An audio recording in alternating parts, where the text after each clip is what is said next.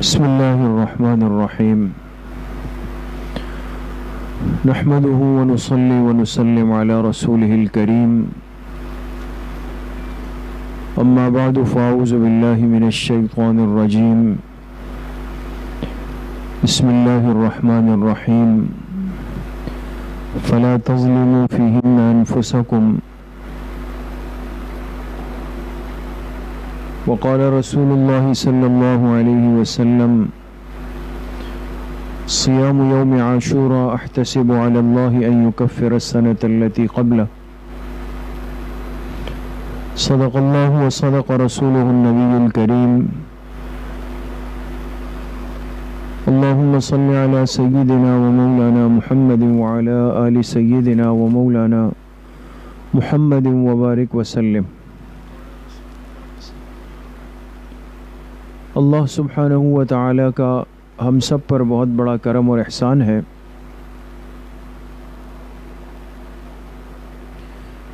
کہ دین کی بات سننے کی نسبت سے ہم سب یہاں پر جمع ہیں. اللہ پاک آپ سب کی اس حاضری کو، اس آنے کو، بیٹھنے کو، سننے اور سنانے کو اپنی بارگاہ عالیہ میں قبول فرمائے اور ہم سب کے ظاہر و باطن کی اصلاح کا ذریعہ بنائیں. چونکہ ماہ محرم کا آغاز ہو چکا ہے، جو کہ اسلامی سال کا پہلا مہینہ ہے.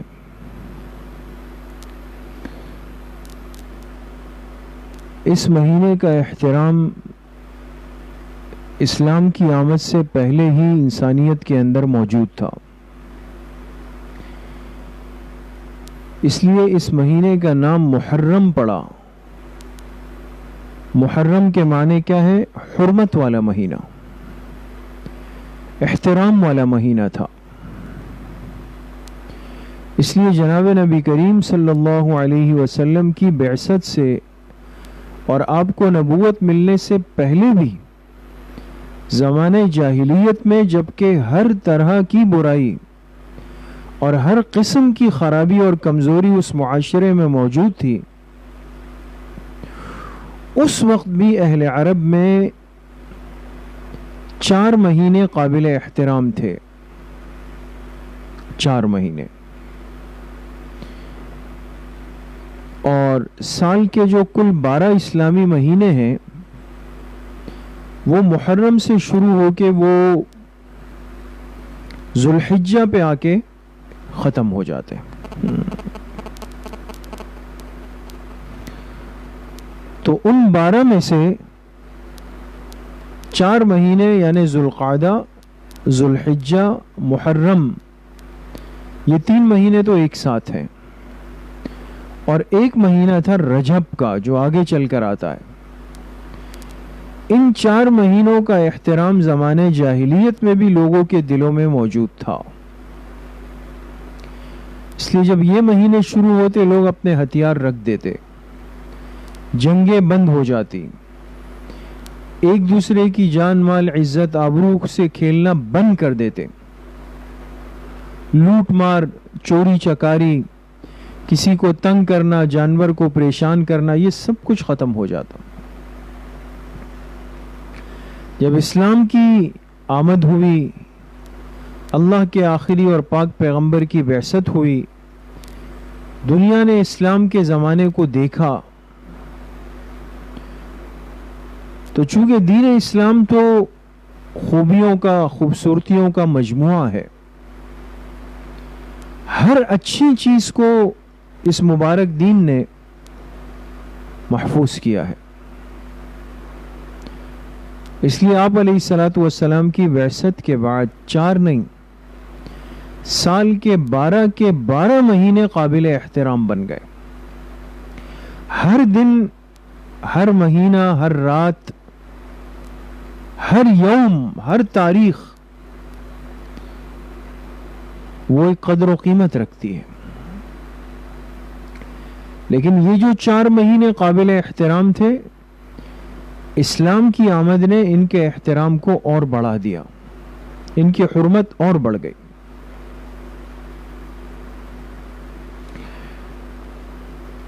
اس لیے جب تک رمضان المبارک کے روزے فرض نہیں ہوئے تھے، یہ بہت اہم بات ہے جو یاد رکھنے کی ہے،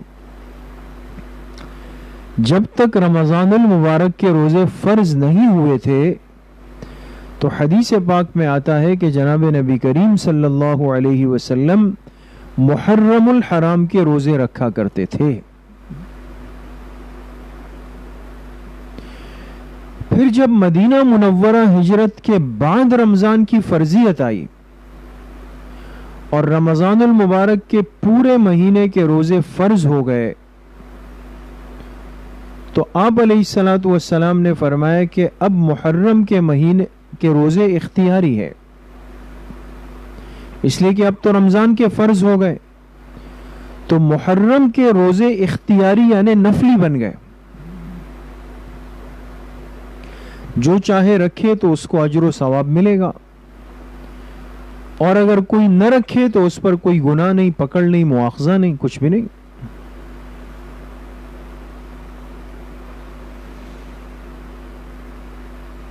لیکن یہ ہے کہ اس مہینے کا احترام باقی رہا، اور حدیث پاک میں جناب نبی کریم صلی اللہ علیہ وسلم نے ارشاد فرمایا، افضل الصیام بعد شہر رمضان شہر اللہ المحرم، فرمایا رمضان المبارک کے روزوں کے بعد سب سے افضل روزے یعنی نفلی روزوں کے اعتبار سے سب سے افضل روزے جو ہیں وہ کون سے ہیں؟ شہر اللہ المحرم، وہ اللہ کے مہینے محرم کے روزے ہیں۔ دیکھیں اس مہینے کو شہر اللہ فرمایا، یہ اللہ کا مہینہ ہے، تو معلوم ہوا کہ محرم کا مہینہ قابل احترام ہے، اس مہینے کی نسبت اللہ کی ذات کی طرف ہوئی، اور پھر اس پورے مہینے کے اندر جتنے نفلی روزے رکھے جائیں شروع سے لے کر آخر تک، انسان جس قدر چاہے مرد ہے عورت ہے وہ جس قدر نفلی روزے محرم کے مہینے میں رکھے گا، رمضان کے بعد وہ سب سے افضل روزے اللہ کے ہاں شمار کیے جائیں گے۔ ایک مسلمان ہونے کی حیثیت سے ہمیں آج اس مہینے کے مسنون اعمال کو، کرنے والے اعمال کو سمجھنا ضروری ہے، اس لیے کہ بہت سارے منکرات، بہت ساری خرابیاں، بہت ساری کوتاہیاں، بہت ساری بے مقصد چیزیں وہ اس مہینے کے عنوان سے امت کے اندر داخل کر دی گئی، داخل ہو گئی، اور چونکہ ہمارے پاس صحیح علم کی کمی ہے، صحیح ماحول کی کمی ہے، نیک صحبت کی کمی ہے، اہل علم، علماء، اہل اللہ کی مجالس سے دوری ہے، اس کا نقصان کیا ہوتا ہے کہ ہم وہ دین سیکھ لیتے ہیں جو ہمیں اپنے ماحول میں نظر آتا ہے، ماحول میں جو آدمی جو کر رہا ہے، بول رہا ہے، میں سن رہا ہوں، تو آج ایک مسلمان بھی اس کو دین سمجھ کے اس سے متاثر ہو جاتا ہے، اور ہمیں بھی آج ایسا لگتا ہے، خدا نخواستہ ایک مسلمان کو بھی آج ایسا لگتا ہے کہ محرم آیا جسے غموں کا مہینہ آ گیا، صدموں کا مہینہ آ گیا، اور ایک نعوذ باللہ ایک منحوسیت کے ایام آ گئے، نعوذ باللہ۔ آپ دیکھیں یہ کانسیپٹ اور یہ مزاج ایک مسلمان کے اندر کیسے پیدا ہوا؟ ٹھیک ہے، اگر کوئی طبقہ ہے، کوئی مسلک و مشرب ایسا ہے جو اس مہینے کو اپنے مزاج اور اپنی ترتیب اور اپنے انداز پہ گزارتا ہے اور وہ اس کو اپنی عبادت سمجھتا ہے، تو بہت اچھی بات ہے، ہر ایک کے پاس اختیار ہے، مرضی ہے، ہم کسی پہ نہ زبردستی کر سکتے ہیں نہ یہ حق حاصل ہے۔ اگر کوئی ان ایام کو، اس مہینے کو مخصوص طریقے سے، مخصوص لباس میں، مخصوص اعمال میں، مخصوص کیفیات میں گزارتا ہے، کسی چیز کو عبادت سمجھ کے گزارتا ہے، ٹھیک ہے ان کا طریقہ ہوگا، ان کے لیے مبارک ہو، لیکن میں اور آپ اپنے پاس ایک دین اور دین کی بنیاد رکھتے ہیں۔ کیا وجہ ہے کہ آج ہمارا مسلمان چاہے مرد ہے یا عورت ہے وہ بھی اس ماحول سے متاثر ہیں، اور ان کو ایسا لگتا ہے کہ شاید یہ محرم کا مہینہ ایک سوگ کا مہینہ ہے، ایک غم کا مہینہ ہے، ایک مصائب کا مہینہ آ گیا۔ ارے بھائی کیوں ایسا ہے؟ اس کائنات کا سب سے بڑا اور اعلی خاندان، سب سے معزز خاندان، سب سے پاکیزہ خون اور سب سے عالی نسبت وہ جناب رسول اللہ صلی اللہ علیہ وسلم کی ہے، اس میں کوئی شک نہیں۔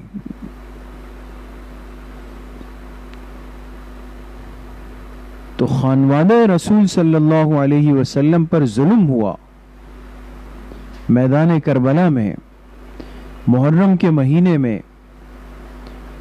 اور اس میں مظلومانہ طور پر بوڑھے بھی، بچے بھی، جوان بھی، آپ علیہ السلام کے محبوب اور پیارے نواسے، جنت کے نوجوانوں کے سردار حضرت حسین ابن علی رضی اللہ عنہ جیسے خوش نصیب لوگ بھی شہید ہوئے۔ تو یاد رکھیں کہ شہادت اس امت کے حق میں مصیبت نہیں ہے۔ دین کے لیے قربان ہو جانا، اللہ کے دین کے لیے قربانی دینا کوئی پریشانی کی بات نہیں ہے، مصائب کی بات نہیں ہے، رونے چیخنے چلانے پیٹنے کی بات نہیں ہے۔ شہادت تو ایک اعزاز ہے، ایک مقام ہے اور ایک شان ہے۔ اگر مقام اور شان نہیں ہوتی تو اللہ کے پاک پیغمبر جناب رسول اللہ صلی اللہ علیہ وسلم نے اپنے لیے کیوں شہادت کو اللہ سے مانگا؟ لَوَدِدْتُ أَنْ أُقْتَلَ فِي سَبِيلِ اللَّهِ ثُمَّ أُحْيَا ثُمَّ أُقْتَلْ ثُمَّ أُحْيَا ثُمَّ أُقْتَلْ ثُمَّ أُحْيَا ثُمَّ أُقْتَلْ۔ اللہ کے پاک پیغمبر فرما رہے جن کے لیے کائنات بنائی گئی، سجائی گئی، پر میری یہ خواہش ہے، میں یہ چاہتا ہوں کہ مجھے اللہ کے راستے میں شہید کر دیا جائے، پھر زندہ کیا جائے، پھر میں شہید کیا جاؤں، پھر زندہ کیا جاؤں، پھر شہید کیا جاؤں، پھر زندہ کیا جاؤں، پھر شہید کیا جاؤں۔ شہادت اگر اعزاز نہ ہوتا تو اللہ کے پیارے پیغمبر نے اس کی خواہش کیوں کی؟ اللہ کے پاک پیغمبر نے اس کی تمنا کیوں کی ہے؟ اس لیے ایک مسلمان کے لیے قربانیوں کا، شہادتوں کا، اللہ کے نام پہ مر مٹنے کا سلسلہ کوئی تعجب کی، کوئی اچنبے کی، کوئی اجنبیت کی بات نہیں ہے۔ یہ تو تاریخ کا تسلسل ہے۔ ہم جس مبارک دین سے جڑے ہوئے ہیں، جس دین کا کلمہ ہمارے پاس ہے، اور جس دین کی تعلیمات آج ہمارے پاس ہے، اور جس دین پر عمل کر کے ہم اپنے آپ کو نجات پر اور صحیح راستے پر سمجھتے ہیں، آپ اگر غور کریں اس دین کی بنیاد قربانیوں سے چلی۔ حضرت سمیہ رضی اللہ عنہا جو اس امت کی پہلی شہید ایک عورت ہے، کتنے ظالمانہ انداز میں ان کے جسم کے 2 ٹکڑے کیے گئے، وہ شہادت تھی۔ حضرت عمر رضی اللہ عنہ اس امت کے دوسرے خلیفہ ہیں، اللہ کے پاک پیغمبر کے سسر ہیں، حضرت علی المرتضی کے داماد ہیں۔ کیا کر رہے ہیں؟ سفر میں دعا مانگ رہے ہیں، اللہم ارزقنی شہادتا فی سبیلک واجعل موتی فی بلد حبیبک۔ حضرت عمر دعا مانگ رہے ہیں، اے اللہ مجھے اپنے راستے کی شہادت نصیب فرما دے اور مجھے اپنے حبیب کے شہر میں موت نصیب فرما دے۔ تو آپ جانتے ہیں ابھی 1 محرم الحرام گزرا ہے، وہ کن کا یوم شہادت تھا؟ حضرت عمر فاروق رضی اللہ عنہ کو۔ کہاں شہید ہوئے؟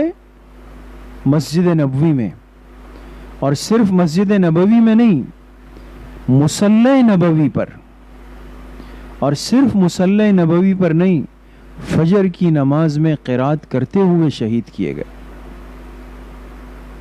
وہ کسی کو یاد نہیں. اگر یہ شہادت ایک غم، ایک مصیبت، ایک صدمہ ہوتا نعوذ باللہ، تو یہ امت تو روز ماتم کر رہی ہوتی، یہ روز نوحے پڑھ رہی ہوتی. اس امت کے دوسرے خلیفہ مسجد نبوی کے مصلی پہ شہید ہوئے. اس امت کے تیسرے خلیفہ حضرت عثمان ابن عفان رضی اللہ عنہ، جو 18 ذی الحج کے شہید ہیں. آپ نے سنا کیسے شہید ہوئے؟ 82 سال کا بڑھاپا ہے اور امت کے خلیفہ ہیں، مسجد نبوی کے قریب اپنے گھر میں قرآن کی تلاوت کر رہے اپنے صحن میں، اور باغی لوگ داخل ہوئے، ان کے سر پہ وار کیا، پھر تلوار مار کے امت کے اس خلیفہ کو شہید کر دے. خون کے چھینٹے آ کے قرآن کے اوراق پہ گر گئے. آج تک قرآن کریم کا وہ نسخہ محفوظ ہے جس کی ہم نے بھی زیارت کی الحمدللہ. کیا قرآن کی وہ آیات گواہی نہیں دے رہی کہ اس امت کے دامن میں، اس دین کے دامن میں یہ شہید بھی موجود ہے؟ اور چوتھے خلیفہ حضرت علی کرم اللہ وجہہ، کوفہ میں، جامعہ مسجد کوفہ عراق میں ہم نے وہ منبر دیکھا، اس کو محفوظ کیا گیا ہے، جس پر بیٹھ کے حضرت علی رضی اللہ عنہ خطبہ دے رہے ہیں، اور ایک بدبخت عبد الرحمن ابن ملجم آگے بڑھتا ہے، اور اس حالت میں ان پہ حملہ آور ہوا، منبر پہ شہید ہو گئے. تو کیا یہ شہادتوں کا سلسلہ نہیں ہے؟ میں صرف عرض یہ کرنا چاہتا ہوں کہ محرم کے مہینے میں منکرات پھیلا دیے گئے. منکر اس کو کہتے ہیں جو غلط چیز ہو، جس سے بچنا ضروری. ایک مسلمان کو منکر سے بچنا ہے، مسنون زندگی پر آنا ہے. آج مصیبت یہ ہے، کوئی بات سننے پہ آمادہ نہیں ہے. ہم دین کی بات سننے کے لیے وقت نکالنے پہ تیار نہیں ہے. سستی ہم پہ غالب، نیند ہم پہ غالب، آرام ہم پہ غالب، کاروبار ہم پہ غالب، سیر و تفریح ہم پہ غالب، اور پھر دین پر الٹا چل کر کہتے ہیں کہ بھئی یہ تو ہمیں کسی نے بتایا نہیں. اس لیے ہم بار بار خدا را عرض کرتے ہیں، ان مجلسوں کی قدر کیا کریں، ان مجلسوں کی قدر کریں. کل بہت بڑی پکڑ آئی گئی. یا آپ اپنے بڑوں کے لیے دعائیں کریں، اپنے ذمہ دار جو آپ کے لیے اتنی فکر کرتے ہیں. یقین کریں ایسی مجلسیں اب نہیں ہیں، اب نہیں رہی وہ مجلسیں. جو دین کے عنوان پر دین بتانے والے بیٹھے ہوئے ہیں، کسی کے کلپ چلتے ہیں، کسی کے بیانات چلتے ہیں، کسی کے چینل بنے ہوئے ہیں، وہ بے دینی کا زہر امت کے اندر اگلا جا رہا ہے کہ الامان والحفیظ. منکرات پھیلا دیے. امت کے ذہنوں میں بات بیٹھ گئی کہ یہ غم کا مہینہ ہے، شاید صدموں کا مہینہ ہے. کیوں بھائی؟ کیا اہل بیت کی شہادت نعوذ باللہ وہ کوئی چھوٹی بات ہے؟ تو عزت والے لوگ تھے، قیمتی لوگ تھے، مقرب تھے، اللہ کے محبوب تھے، تو اللہ نے ان کو موت بھی محبوبانہ دی، عزت والی موت. آج ہے کوئی جو یزید کا نام اچھے انداز سے لے؟ آج ہے جس کو کسی کو ابن زیاد سے محبت ہو؟ کوئی ہو جو اپنے اولاد کا نام شمر رکھے؟ تو وہ یزید جس نے اہل بیت رسول صلی اللہ علیہ وسلم پر ظلم کیا، ان کو زبردستی اپنے آپ سے بیعت کرانے کی کوشش کی، لیکن کہاں ہے آج؟ کچھ عطا پتہ نہیں، کچھ عطا پتہ نہیں. ہم شام گئے، دمشق کے اندر ہم نے معلومات کی کہ یزید کی قبر کہاں ہے، تو ہمیں بتایا گیا کہ پہلے ایک کچرا کنڈی تھی، مزبلہ، عربی میں جو کوڑا خانہ ہوتا ہے نا، جیسے کچرا کنڈی آپ نے دیکھی ہوگی، تو دمشق کا ایک بہت بڑا مزبلہ تھا، مزبلہ دمشق. یزید کو جہاں دفنایا گیا اس کے اوپر وہ کوڑا خانہ بنا. اور ابھی بتایا کہ بھئی اس وقت اس کی قبر کیا ہے، وہاں پر لوہے کی بھٹی بنا دی گئی ہے، جو لوہا جو گرم ہوتا ہے نا آگ پہ پکاتے ہیں وہ بنا دی گئی. زندگی میں اس کی قبر کے اوپر آج آگ جل رہی ہے، لوہا جل رہا ہے، پکایا جا رہا ہے، جس نے ظلم کیا. پھر ہم حضرت حسین رضی اللہ عنہ کے قبر مبارک پہ گئے، دور سے ان کے روضے پر بنا ہوا گنبد دور سے چمک رہا ہے. ایک سبق، ایک پیغام ہے کہ آج حسینیت زندہ ہے، ان کا نام زندہ ہے، اس لیے کہ اللہ کے دین کے لیے قربان ہوگا. اس لیے اس کو غم کا، مصیبتوں کا، پریشانیوں کا مہینہ نہ سمجھیں. یہ عزتوں والا مہینہ ہے. اسلام کے دامن میں شہادتوں کی ایک داستان چلی ہوئی آئی ہے. ہر زمانے میں اہل حق نے، اللہ والوں نے، غیرت مند ایمان والوں نے اللہ کے دین کے لیے قربانی دی، اور ان کے نام آج زندہ جاوید ہوگا.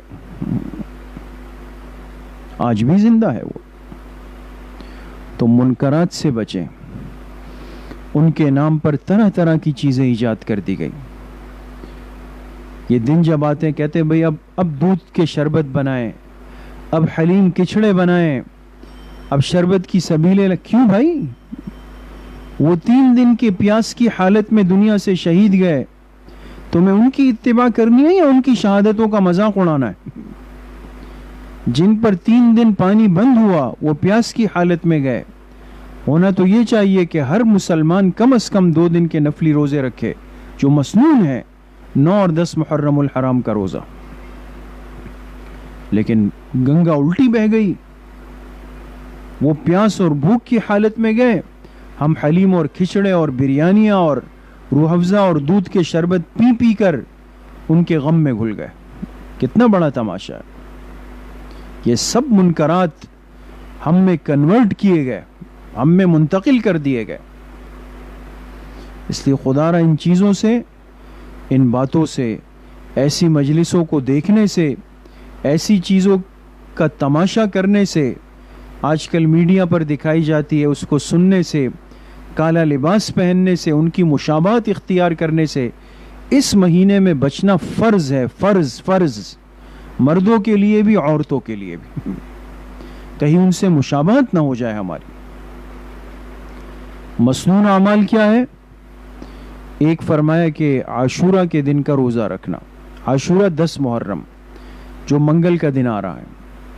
لیکن آپ علیہ السلام نے فرمایا کہ چونکہ 10 محرم کو یہود بھی روزہ رکھتے ہیں تو ہم ان کی مشابہت سے بچیں گے، ایک دن اور ملائیں گے. تو ایک دن پہلے یا ایک دن بعد، زیادہ بہتر یہ علماء نے لکھا کہ ایک دن پہلے روزہ رکھ دیا جائے. 9 اور 10 محرم کا روزہ مسنون ہے. اور آپ علیہ السلام نے فرمایا جس نے 10 محرم کا روزہ رکھا، مجھے اللہ کی ذات سے امید ہے کہ یہ گزشتہ 1 سال کے گناہوں کا کفارہ بن جائے. دوسرا عمل کیا ہے؟ ایک ضعیف روایت ہے، من وسع علی عیالہ یوم عاشورہ وسع اللہ علیہ السنۃ کلہا یا علیہ سائر السنۃ. جو اپنے گھر والوں پہ وسعت کرے گا عاشورہ کے دن، 10 محرم کے دن، اللہ تعالیٰ اس پہ پورا سال وسعت فرمائیں گے. اب یہ ضعیف روایت ہے، لیکن علماء نے لکھا ہے کہ اگر کوئی اس پر عمل کرے، اس حدیث کے حدود میں رہتے ہوئے، گنجائش ہے، کر لے. بعض بزرگوں نے لکھا کہ ہم نے اس کو جب بھی آزمایا اس کو مفید پایا. تو عاشورہ کے دن ہر گھر کا ذمہ دار فرد اپنے گھر والوں پہ وسعت کرے. گلی میں، بلڈنگ میں، محلوں میں بیٹھنا نہیں ہے کہ وہاں بیٹھ جائے، وہاں بانٹ رہے ہوں. حدیث کا یہ مطلب نہیں. اپنے گھر والوں پہ وسعت کریں. 10 محرم کو اگر روزہ رکھا ہے بہت اچھی بات ہے، بھرپور افطاری کا انتظام کریں، کھانے کا خوب انتظام کریں، بریانی قورمہ بنائیں، سب گھر والے بیٹھ کے اس کے خوب دبا کے کھائیں. اور پھر جو گھر کا ذمہ دار فرد ہے اس کو چاہیے کہ اپنے اہل و عیال میں اپنی وسعت کے بقدر ان کو خوش کر دے، ان میں رقم تقسیم کر لے. یہ اصل کرنے کے کام یہ ہے، یہ کوئی نہیں کرتا. آپ کو اللہ نے سہولت دی ہے، کہے بھئی چلے بھئی میں حدیث پہ عمل کر رہا ہوں، جیب سے پیسوں کی گڈی نکالیں آپ کے بڑے ہیں، والدہ ہیں، والد ہیں، بیوی ہے، بچے ہیں، ان کو خوش کر دیں، ان میں پیسے تقسیم کر دیں، وہ بھی خوش ہو جائیں گے۔ تو منکرات سے بچنا ہے، مسنون پہ چلنا ہے، یہ خلاصہ ہے آج کے بیان کا۔ منکرات سے بچنا ہے اور مسنون پر چلنا ہے۔ اللہ کریم مجھے بھی آپ سب کو صحیح عمل کی توفیق نصیب فرمائے۔ وآخر دعوانا ان الحمد للہ رب العالمین۔ یہ دعا سے پہلے ایک اعلان سن لیں کہ جیسے پیر منگل 9-10 محرم ہے تو راستوں کی بندش ہوتی ہے، حالات ہوتے ہیں، اس وجہ سے ہر سال چھٹی ہوتی ہے۔ تو 9-10 محرم یعنی پیر منگل کو بھی مدرسے میں چھٹی ہوگی، اور اتوار کو تو ویسے ہی پہلے سے چھٹی ہوتی ہے، تو لہٰذا اتوار پیر منگل 3 دن مدرسے کے اندر جو ہے وہ تعطیل ہوگی، اسباق نہیں ہوں گے، ٹھیک ہے؟ ہاں آج ظہر کا سبق ہوگا اور چھٹی ہو جائے گی۔ باقی یہ کہ کل انشاءاللہ بعد نماز مغرب جو تاریخ اسلام کی مجلس ہوتی ہے وہ انشاءاللہ ہوگی، باقی اتوار پیر منگل چھٹی ہوگی۔ الحمدللہ رب العالمین والصلاة والسلام علی سید الانبیاء والمرسلین سیدنا و مولانا محمد وآلہ واصحابہ اجمعین، وصلی اللہ وسلم علی نبینا محمد وآلہ وصحبہ اجمعین برحمتک یا ارحم۔